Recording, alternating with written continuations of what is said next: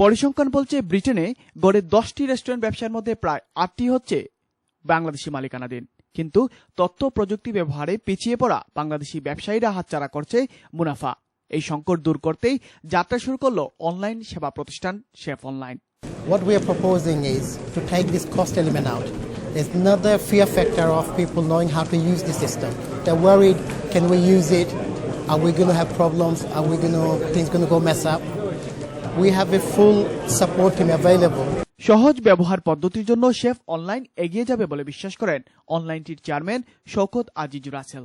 They are allowing you to have your own platform, to have your own apps, to have your own domain, to have your own merchant account, and at the same time, parallelly, what others are doing. একই ধরনের আরো প্রতিষ্ঠান থাকলেও chef অনলাইনে মানুষ কেন আকৃষ্ট হবে সে প্রশ্নেরও সন্তোষজনক উত্তর দিলেন managing director Munim Salik. This something is affordable to everyone.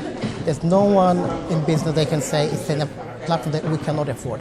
2015 সালের জানুয়ারি মাসে যাত্রা শুরু করে শেফ অনলাইন। ইতিমধ্যে এর ব্যবহারকারীও বেড়েছে। We have a takeaway in Cambridge. We've been recently introduced to Chef Online. The platform is very user-friendly. Your customers can order from their laptops, computer to the smartphone. এই online সেবা তৈরি করতে IT সহযোগিতা দিচ্ছে বাংলাদেশের অন্যতম তথ্য প্রযুক্তি ভিত্তিক প্রতিষ্ঠান এম্বার আইটি। অনুষ্ঠানে সাংবাদিকদের বিভিন্ন প্রশ্নের জবাবে প্রতিষ্ঠানটির চেয়ারম্যান বলেন, রেস্টুরেন্ট খাতের ব্যয় সংকোচন করার জন্যই তিনি অনলাইন সেবা চালু করেছেন। অনুষ্ঠানে উপস্থিত ছিলেন বিভিন্ন ব্যবসায়ী সংগঠনের নেতৃবৃন্দ, প্রিন্ট ও ইলেকট্রনিক মিডিয়ার সাংবাদিক সহ আরো অনেকেই। Akramul Hossain, Bangla TV, London.